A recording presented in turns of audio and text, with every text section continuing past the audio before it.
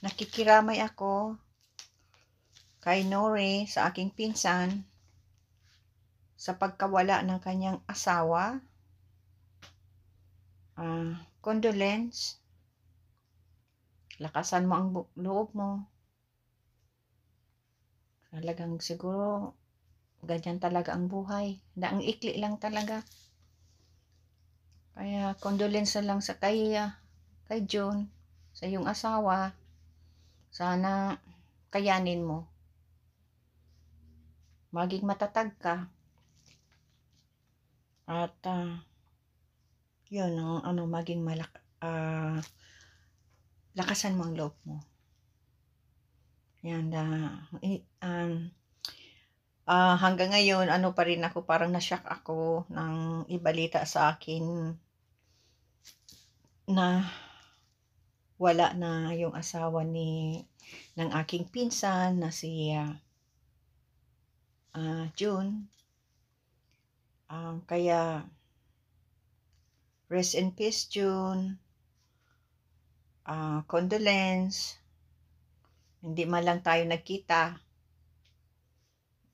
Yung pinadalang picture sa akin ni Insan Nori, yun na yun ang huli. Ayun na yun ang una at huling pictures na makikita ko. Kaya sobra talagang nakakagulat ang nangyari na okay ka pa lang, pakatapos yun, wala na. Dali lang.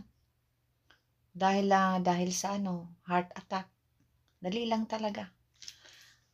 Na okay ka pa ngayon, maganda, tumatawa ka, masaya ka, kasama mo ang iyong asawa, pakatapos yan. Bigla lang na gano'n na nangyari at ngayon, wala na. Kaya, yan ang malaking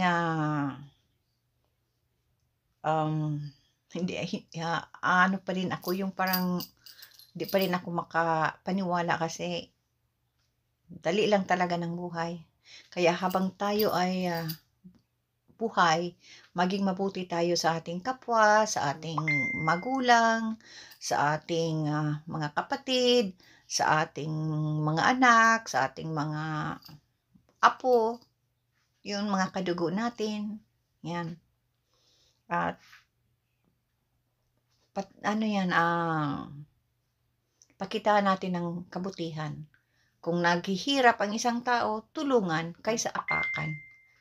Yan din ang mga pinapayo ko sa aking mga anak na magtulungan sila, hindi sila maging mag-away-away o maging greedy sa isa't isa. Yeah, sa balitang iyon na natanggap ko kay Nori at kay Insan Malo, na-shock talaga ako. Hanggang ngayon ay hindi pa rin ako makapaniwala na wala na yung asawa ni Insan Nori. Kaya medyo pa rin ako, yung shock pa rin ako. Kasi ay hindi ako makapaniwala na ang ikli talaga ng buhay. Sobrang ikli ng buhay. Yan nga tulad ng sabi ko, tumatawa ka ngayon, masaya ka ngayon, pagkatapos niyan, yan, wala na ang isang tao. Kaya dapat maging mabuti tayo sa ating kapwa. Huwag tayong maging sakim, huwag tayong maging gahaman, huwag tayong maging maano sa pera. Dahil ang ikli lang talaga ng buhay. Yan ang natutunan ko sa araw na ito. Ang ikli lang ng buhay. Grabe. Namulat ako sa na huwag kang magpa-stress dahil ang buhay ay maikli lang talaga. Sobra. God bless everyone. At peace.